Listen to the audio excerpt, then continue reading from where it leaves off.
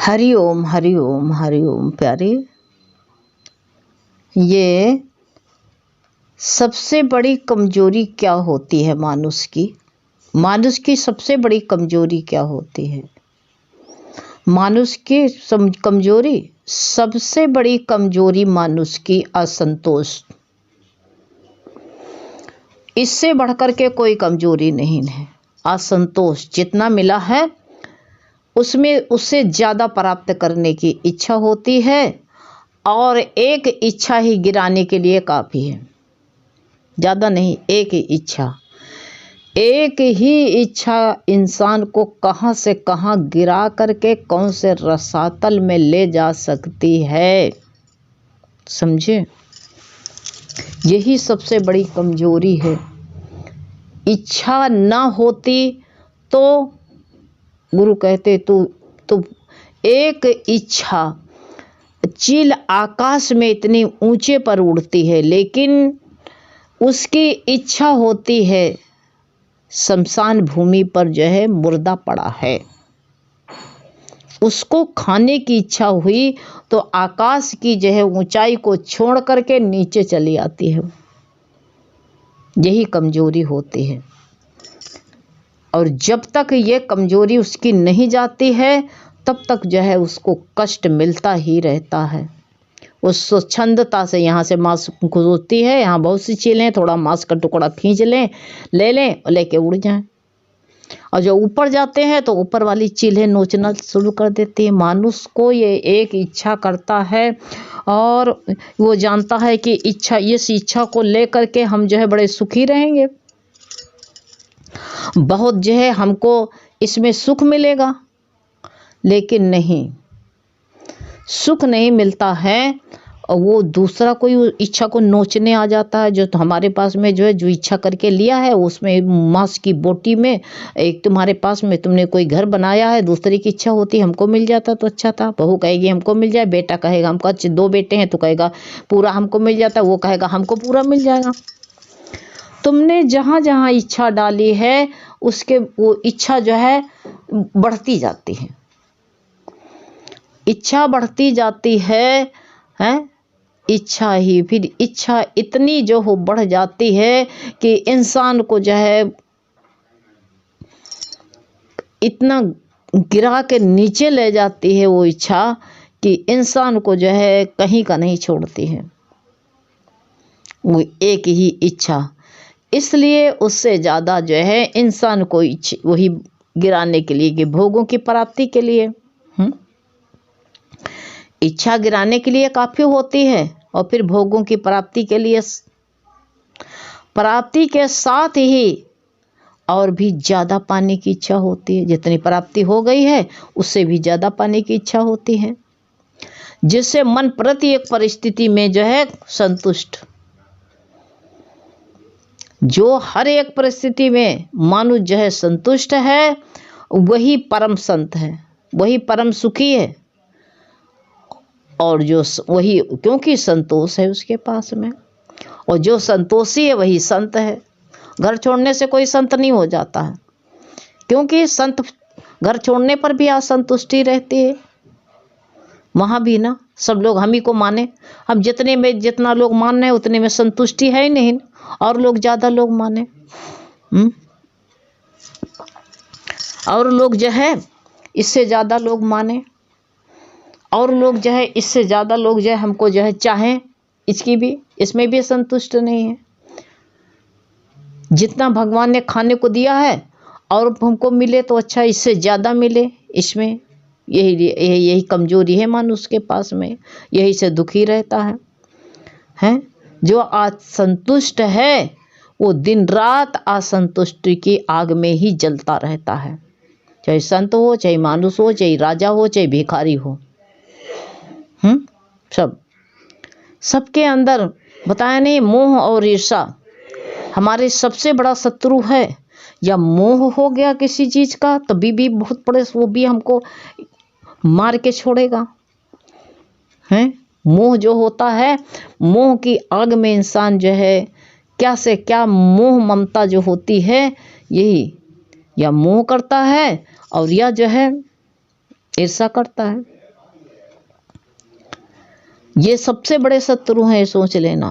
प्रत्येक इंद्रियों में कहते हैं ये स्थित रह करके तुम्हारे जीवन संगी बने हैं, तुम्हारे सुख को, परम सुखी को निरंतर जैसे सुख तुम्हारा जो है इसको लूटते रहते हैं। जिसके मन में लोभ कामना है वह सबसे बताया है, उसकी कामना ही सबसे, गुरु कहते हैं जीवन में सबसे व्यर्थ काम वही है, वही। इसलिए गुरु सब बार बार यही समझाते हैं कि तुम्हारी कमजोरी क्या है। यही कमजोरी ही तुमको जन्म मरण के चक्कर में डाल देती है, और क्या है। ये कमजोरी तुमको सुखी नहीं रह सकता। और जो जितनी जिसके अंदर कामना वो सुखी कभी नहीं रह सकता है। कामना पूर्ति में कहते अनुकूलता महसूस करता है। जब पूर्ति हो गई तो अनुकूलता की, हमारे सब कुछ मेरे मन चाहे हो रहा, मेरे अनुकूल भगवान है, प्रकृति भी है, इस तरह कहता है। लेकिन कहते हैं पर जैसे जो है अगर प्रतिकूलता आ गई तो अनुकूलता कामनाओं को और बढ़ा देती है। जैसे अनुकूलता आएगी वैसे और कामनाओं को बढ़ा देगी, और ये भी कामना पूर्ति हो जाए, वो भी पूर्ति हो जाए। और प्रतिकूलता आती है तो दुख का जो है कारण है। कामनाओं पर जो है जब अंकुश नहीं लगाते हैं तो वो बढ़ती चली जाएगी, कभी घटी छोटी होती नहीं है। राक्षस की तरह ये कहती है, राक्षस वो कितना बड़ा हो जाता है, वो छोटा होना जानते हैं नहीं। जो राक्षसी स्वभाव वाले हैं, अगर राग द्वेष का त्याग ना हो तो उसके कहते हैं विषय, उसके विषय को जो है जो कोई जो है उस राग द्वेष के विषय को कोई बदल ही नहीं सकता है। इसलिए गुरु कहते हैं इस विषय को ही जरूर बदल डालो। राग मत करो, किसी से राग करोगे तो भगवान से दूर हो जाओगे। भगवान से दूर के लिए गुरु ने कहा ये राग है उसी में चिपके रहोगे, ये गम है ना, गोंद है ना, फेविकॉल है, चिपक जाओगे इसी में, हाथी भी नहीं छुड़ा पाएगा तुमको। तो भगवान से कहते हैं, और ये एक बात ये भी है कि राग करते हो तो भगवान से द्वेष करते हो। अपने दुर्गुणों से, विचारों से, गुरु कहते हैं बुरे कर्मों से, पापों से, अंतःकरण की जो है बुरी वृत्तियों को कहते हैं फिर भर देते हो। कब भर देते हो? फिर गुरु कहते हैं इसका अर्थ क्या निकलता है, आध्यात्मिक संपत्ति सारी लुट जाती है। जो परमात्मा की तरफ थोड़ा बढ़े भी थे, गए भी थे, बीच में इच्छा आ गई तुमको, स्वर्ग से गिरे खजूर मटक गए तुम। यही बार बार गुरु कहते हैं कि यही तुम्हारी जो है यही तुमको लूट के बर्बाद कर देगा, और क्या करेगा। निज सुख को तो कभी नहीं। संत के समागम में, सत्संग में, भगवत चर्चा में हैं बड़ा पुण्य है। जिसे कहते हैं सुख, वो जो है सुख मिलता है, निर्मल पावन हो जाता है, मन को मोड़ देता है।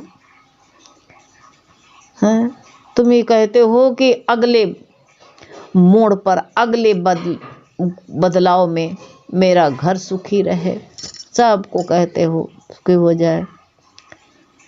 दूसरे बदले में कहो भगवान से बदला लेते हो, अपने आप को नहीं बदलते हो, भगवान से सब कुछ बदलाना चाहते, ये बदल जाए, ये मेरे अनुकूल हो जाए सब। अरे गुरु ने कहे अंतर में ज्ञान की दीपक जलाओ ना, वो तो जलाते नहीं। भुल्ला सा धन में, कहते धन में लगा था, बहुत ज़्यादा धन में लगा था। बुल्ला शाह ने पूरा भगवान को कैसे पाया बताओ। उसको न भुल्ला शाह एकदम उत्तेजित नहीं हुए।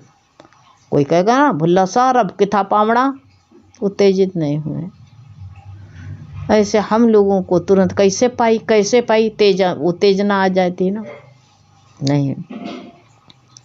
जैसे आप कहते हो हमारी कमजोरी क्या है, तो कोई बात बताएंगे तो हमारे भी उत्तेजना आएगी, बताने में आपको भी आएगी। नहीं, इसको माँ उत्तेजना अभी माँ कभी करती है बच्चे को सुधारने के लिए, हैं।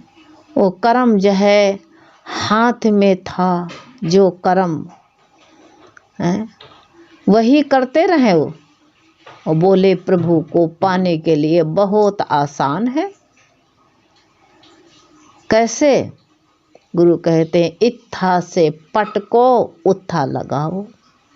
उनके हाथ में धान की पौध थी और उन्होंने कहा यही करो, धान की पौध को जो है यहाँ से उखाड़ो वहाँ लगाओ, और कुछ करना थोड़ी है।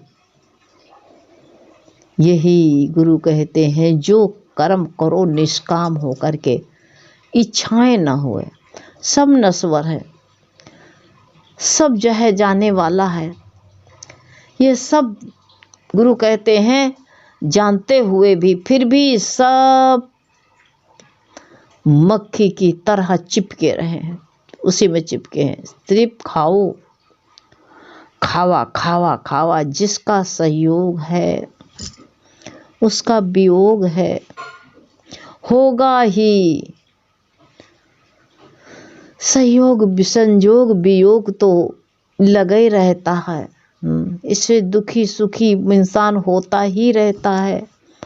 कोई कहता हमको नहीं दुख लगता, लगता है। ज्ञानी को भी लगता, अज्ञानी को भी लगता है, सबको। अरे गुरु कहते ज्ञानी तो अपनी गठरी को बांध करके बैठ जाता है। परमात्मा का कोई संजोग है न वियोग है। ज्ञानी दोनों स्थिति में जो है सम रहता है।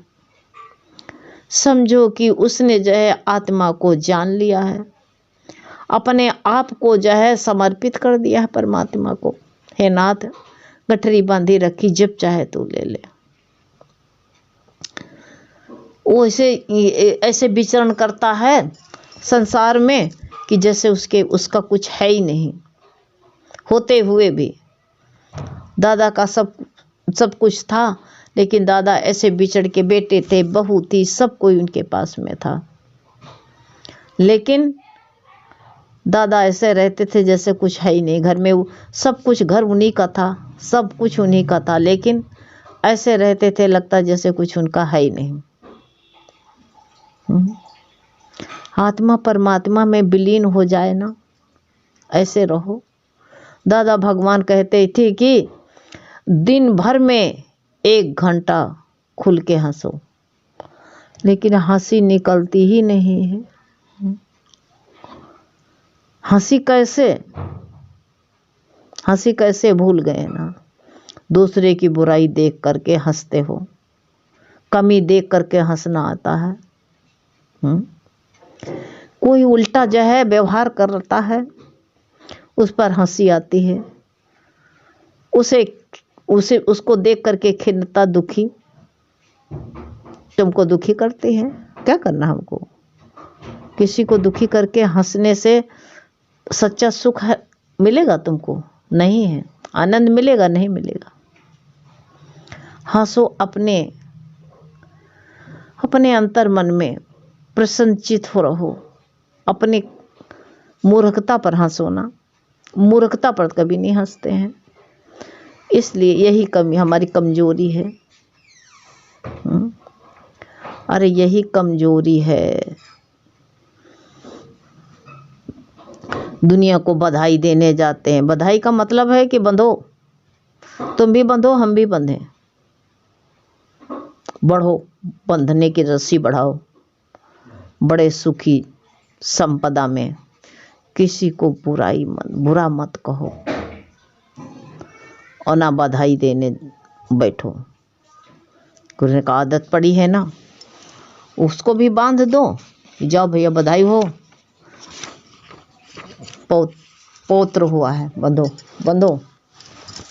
गुरु ने कहा उसको भी बंधो, तुम भी उसी में चिपको, सबको जो है स्वतंत्रता बताओ ना। अरे भगवान आए हैं, भगवान के दर्शन करो, तुम अपने सत्संग में लगे रहो।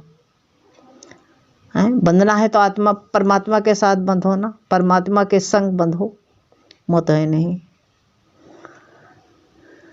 एक प्रेमी ही ऐसा है कि गुरु से कहता है कि भगवान मैं तो रोज रोज सत्संग में आता रहूं,